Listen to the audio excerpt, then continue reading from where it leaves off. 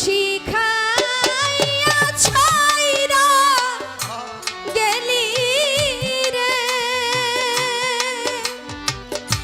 ওরে বন্ধু ডাকিলেও শোনো না রে বন্ধু এই কি প্রেমে পাওনা রে ছিল আমার এই কি প্রেমে পাওনা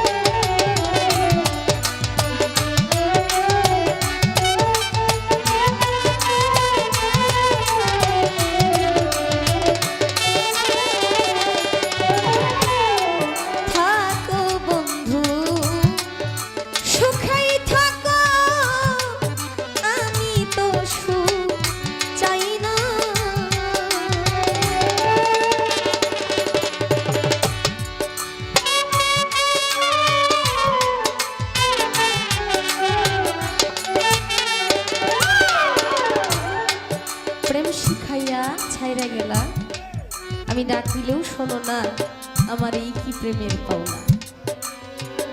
আসলে আমরা বিচ্ছেদ গান করি, অনেক বিচ্ছেদ গানই গাইছি।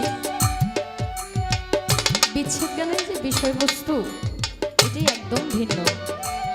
যে আমাকে প্রেম শিখাইলো, আমাকে এই রাস্তায় আনলো, এখন সেই প্রেমের রাস্তায় আমাকে রেখে সে হঠাৎ করে নাই।